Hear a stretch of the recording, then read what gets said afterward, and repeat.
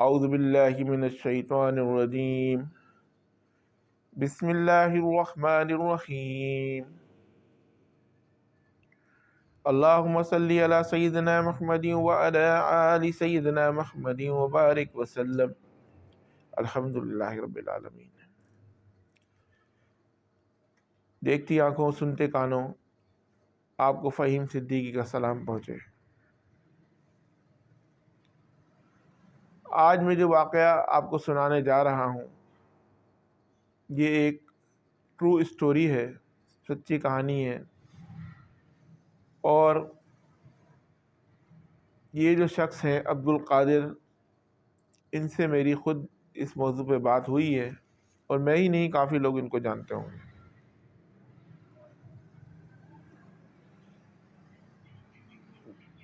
عموماً جو لوگ ان نارتھ کی طرف رہتے ہیں، کراچی میں نارتھ کی طرف، وہ اس چیز کو بہت اچھی طریقے سے جانتے ہیں۔ عموماً انہوں نے دیکھا ہوگا کہ جب وہ اپنے کسی رشتہ دار کے انتقال پر اس کو دفنانے قبرستان جاتے ہیں تو عموماً وہاں پہ ایک صاحب تشریف لاتے ہیں اور وہ یہ اعلان کرتے ہیں کہ آپ تمام حضرات سے درخواست یہ ہے کہ قبروں کے اوپر اللہ کے نام نہ لکھوایا کریں، قبروں پہ کوئی صورتیں آیتیں نہیں لکھوایا کریں، یہ بے ادبی کا باعث بنتی ہیں اور اس کا حساب اللہ کے ہاں دینا ہوگا۔ ان صاحب کا نام عبد القدیر ہے، اور میں ان کو بہت اچھی طریقے سے جانتا ہوں، ان سے میری بات چیت بھی ہوئی ہے، تو ان کی اپنی ہی زبانی میں کچھ واقعات ہیں۔ واقعہ ایک وہ سناتا ہوں۔ کچھ عرصے پہلے ہمارے محلے میں ایک راشد بھائی تھے، ان کا انتقال ہو گیا، وہ میرے دوست تھے، تو ان کی تدفین جب ہم کرنے گئے قبرستان تو وہ صاحب عبد القادر صاحب ملے، وہ اسی طرح سے اعلان کر رہے تھے، اور یہ بات حقیقت ہے کہ اللہ کی آیتوں کو قرآن پاک کی آیتوں کو اور کلموں کو قبروں پہ نہیں لکھوانا چاہیے، اس سے بے حرمتی ہوتی ہے آیت کی۔ اور ان کا کہنا یہ بھی ہے، انہوں نے تو اس چیز کو دیکھا بھی کہ کتے جو ہے وہ قبروں پہ پیشاب کر دیتے ہیں، کہ کتا ہمیشہ اونچی جگہ پہ پیشاب کرتا ہے، تو اس پہ پیشاب کرتے ہیں، بے ادبی ہوتی ہے، لوگ قبروں پہ چڑھ جاتے ہیں، کراس کر رہے ہوتے ہیں، کیونکہ آج کل قبرستان کا حال یہ ہے کہ اس میں کوئی پگ ڈنڈی تو بنی ہوئی نہیں ہوتی، کوئی جیسی جگہ کہ جہاں سے نکلا جا سکے، تو وہ ایک کے اوپر ایک، ایک کے اوپر ایک، اس طریقے سے قبروں کو بنا دیا گیا ہے کہ جانے آنے کا راستہ نہیں۔ اسی لیے میں یہ کہتا ہوں کہ اگر آپ کے کسی عزیز کی قبر ایسی جگہ پہ ہے جو کافی اندر ہے اور وہاں آپ کا جانا آسان نہیں ہے، ممکن نہیں ہے، تو برائے مہربانی قبروں کو پھیلانکیے نہیں، اس کی بے حرمتی نہیں کیجیے، قبرستان کے کونے پہ کھڑے ہو کے فاتحہ پڑھ لیجئے۔ قبرستان جانے کا مقصد ایک یہ ہوتا ہے کہ عبرت کے لیے انسان جاتا ہے کہ آج یہ وہی لوگ ہیں جو اس دنیا میں بستے تھے، اور یہ آخرت کی طرف ان کی روانگی ہو چکی ہے، کل ہماری بھی روانگی آخرت کی طرف اسی طریقے سے ہوگی، اور وہ ضروری ہے ہونا، اس کو کوئی جن و انس نہیں روک سکتا۔ کل نفس ذائقۃ الموت، ہر وہ نفس جس نے سانس لی ہے اس کو موت کا ذائقہ چکھنا ہے۔ تو قبرستان ایک سمجھ لیں، میری نظر میں نے اس چیز کا مشاہدہ یہ کیا ہے کہ ایک آخرت کا دروازہ ہے۔ اگر آپ وہاں کھڑے ہو جائیں تو یہی محسوس ہوتا ہے کہ ہم اس دروازے کے اس طرف کھڑے ہیں جو دنیا ہے، اس دروازے کے اس طرف آخرت ہے، بس یہ کراس کرنے کی ایک جگہ ہے، یہ قبر آپ کا وہ دروازہ ہے، جیسے ہی موت آئے گی آپ اس طرف چلے جائیں گے، نہ اس طرف کا آپ کو پتہ چل رہا ہے کہ وہاں کیا ہو رہا ہے۔ وہ سب کچھ ہمارے پیغمبر ہمیں بتا چکے ہیں، وہی معاملات ہوں گے جیسے اعمال ہوں گے۔ تو عبد القدیر صاحب، ان سے میری ملاقات ہوئی، وہ ایک زمانے میں ایک گورکن تھے۔ انہوں نے تقریباً 10 سے 15 سال بتا رہے تھے کہ میں نے جو ہے قبر کی کھدائی کا کام کیا، اور قبروں کی کھدائی کا کام کیا، اس کے بعد میں نے کام چھوڑ دیا۔ وجہ یہ تھی کہ عموماً یہ کہا جاتا تھا ہمیں ایک قبر کے اوپر دوسری قبر بناؤ، تو میرا اس چیز پہ دل مطمئن نہیں ہوتا تھا، کیونکہ جب میں اس قبر کو کھولتا تھا تو وہ مردہ کی ہڈیاں تو موجود ہوتی تھیں، اور کچھ پیسے کمانے کے چکر میں کچھ گورکن ایسے ہوتے تھے جو بہت جلدی قبر کو کھود لیا کرتے تھے، تو ابھی اس کی باقیات بھی ایسی نہیں ہوتی تھی جو ظاہر ہو رہی ہوتی تھیں، تو اس میں کرتے کرتے یہ تھے کہ سائڈ کی مٹی کھود کے اس کے اندر اس کی واقعات کو دبا دیا جاتا تھا، لیکن میرا دل اس سے مطمئن نہیں تھا۔ عبد القادر صاحب کا یہ کہنا ہے۔ تو وہ کسی مفتی کے پاس تشریف لے گئے اور ان سے پوچھا کہ میں ایک گورکن ہوں اور اس طریقے سے ہمیں یہ کام کرنا پڑتا ہے۔ تو مفتی صاحب نے فرمایا کہ کم از کم 40 سال کے بعد آپ اس قبر کو کھود سکتے ہیں۔ 40 سال یا مطلب 4 سال، اس طرح سے کچھ انہوں نے بات کی تھی، میرے ذہن میں نہیں رہی کہ اس قبر کو کھود سکتے ہیں کہ اس کے بعد، کیونکہ 4 سال تو مجھے سمجھ میں نہیں آتا کہ 4 سال میں اس کی ہڈیاں تو باقی رہتی ہوں گی، کہ اس کو کھود سکتے ہیں، اس سے پہلے نہیں کھودا جا سکتا۔ تو انہوں نے جب اس چیز کا فتویٰ لیا تو اس کام کو خیرباد کر دیا۔ جب خیرباد کر دیا تو بہت سے گورکن ان کے پیچھے بھی پڑ گئے، ان پہ کافی حملے بھی ہوئے اس لحاظ سے۔ تو پھر انہوں نے تمام کام چھوڑ کے جب سے اللہ کے راستے میں، اللہ کے دین کی خدمت کے لیے، قرآن پاک کی خدمت کے لیے اپنا ٹائم وقف کیا، اور اسی طریقے سے قبرستان میں جاتے ہیں، سخی حسن قبرستان کے اندر وہ جاتے ہیں،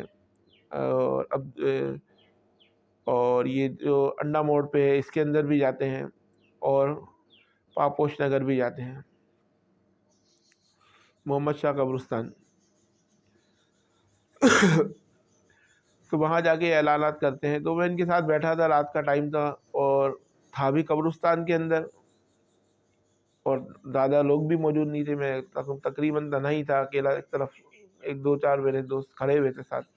تو انہوں نے بتایا کہ ہم نے ایسی دریافت کیا کہ کبھی کوئی ایسی قبر آپ نے دیکھی جس کے اندر کہ مردے کی باقیات باقی ہیں؟ تو انہوں نے اس پہ بھی بتایا کہ ایک بچہ تھا، اس کی بھی دیکھی، مطلب یہ کہ جس کا کفن تک میلا نہیں ہوا۔ جو اللہ کے جو نیک بندے ہوتے ہیں، اللہ تعالیٰ ان کی دنیا میں بھی حفاظت فرماتے ہیں اور آخرت میں بھی حفاظت فرماتے ہیں، اور مٹی پہ حرام ہوتا ہے کہ وہ ان کے بدن کو کھائے۔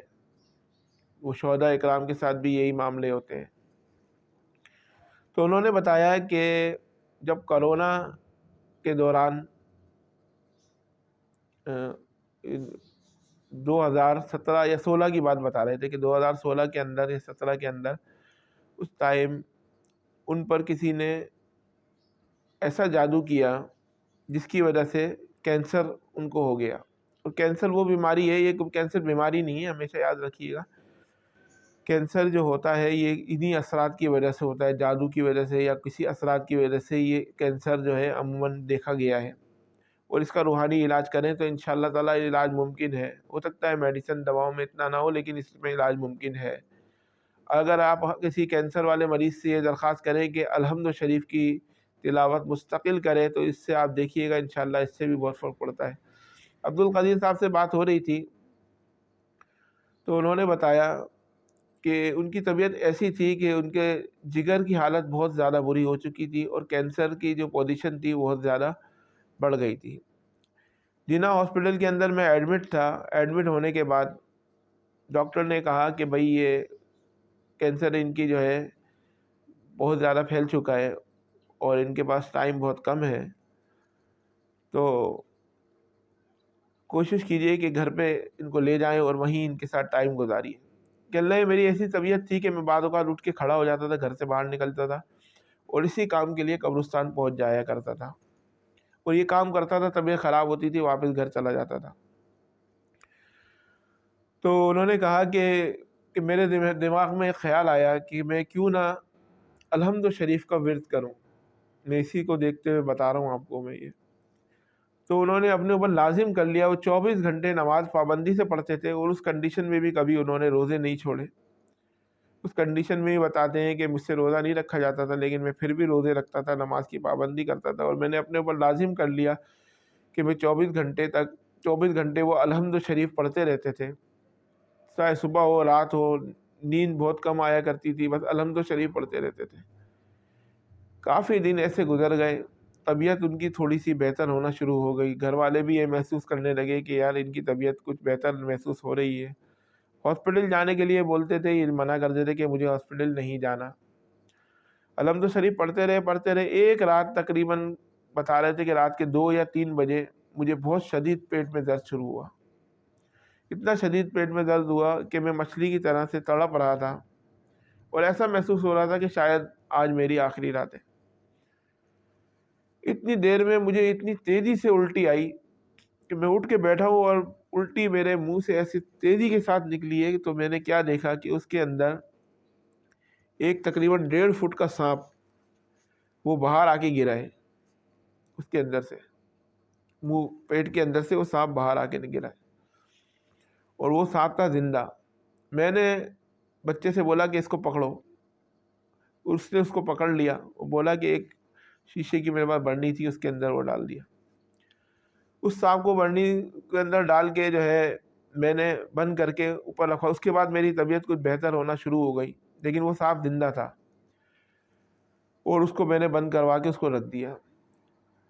تو کچھ عرصے تک وہ زندہ رہا۔ جب وہ سانپ اس برنی کے اندر مر گیا تو مرنے کے بعد میری طبیعت ایسی بہتر ہو گئی جیسے کہ کبھی مجھے کچھ تھا ہی نہیں۔ تو گھر والوں نے کہا کہ کچھ ٹیسٹ وغیرہ کرا لیں۔ میں نے کہا ٹیسٹ کرانے کی ضرورت نہیں ہے، کہ اب جو ہے اللہ کا شکر ہے میری طبیعت بہتر ہے، لیکن ان کے اصرار پر جب ٹیسٹ کروایا تو پتہ چلا کہ ڈاکٹر کا کہنا یہ تھا کہ ان کو تو ایسا لگ رہا ہے جیسے کبھی کینسر تھا ہی نہیں، یہ بیماری کبھی تھی ہی نہیں۔ یہ وہ باتیں ہیں جو میں براہ راست ان سے کر رہا تھا، اور جو میرے سامنے بیٹھ کے وہ مجھے بتا رہے تھے اپنی پوری اسٹوری، اور یہ لوگ جانتے ہیں ان کو، تو وہ مجھے بتا رہے تھے کیونکہ اس دن ان کے پاس ٹائم تھا۔ اس کے بعد کافی ٹائم ہو چکا تھا، تو اس کے بعد کہیں تدفین ہوتی نہیں ہے، تو وہ میرے پاس بیٹھے ہوئے تھے، مجھ سے بات کر رہے تھے، تو انہوں نے بتایا تھا کہ اس کے بعد جب پتہ چلا تو مجھ پر بلیک میجک یعنی کالا جادو مجھ پہ کیا ہوا تھا کسی وجہ سے، اور کسی نے کیا تھا۔ بہرحال میں اس چکر میں نہیں پڑا۔ اس کے بعد الحمدللہ اللہ کا شکر ہے، تو انہوں نے مجھے بتایا کہ اب میری طبیعت بالکل سیٹ ہو گئی ہے، تقریباً 8-9 سال ہو گئے، اور ابھی تک کسی تکلیف میں مبتلا الحمدللہ نہیں ہوں، اور ابھی بھی وہ قبرستان کے اندر آتے ہیں، اور یہی اللہ کے کلام کی حفاظت کے لیے اور مقدس اوراق کے لیے کہ ان کے بے ادبی نہ کی جائے آیتوں کی اور قرآن پاک کی، تو اس لیے وہ اعلانات کرتے ہیں مختلف قبرستان میں۔ بس دعا کرتا ہوں اللہ تعالیٰ ان کو مزید صحت دے، اور اس عمل کو آگے تک چلانے کی توفیق عطا فرمائے، ان کی عمر میں برکت دے اللہ تعالیٰ۔ اللہ تعالیٰ آپ کی ہماری تمام پریشانیوں کو دور فرمائے، اللہ تعالیٰ ہماری دعاؤں کو قبول فرمائے، صحت والی زندگی عطا فرمائے۔ انشاءاللہ تعالیٰ اگلی ویڈیو میں آپ سے ملاقات ہوگی، بات ہوگی۔ اپنے دوستوں رشتہ داروں کو خیال رکھیے گا۔ فی امان اللہ۔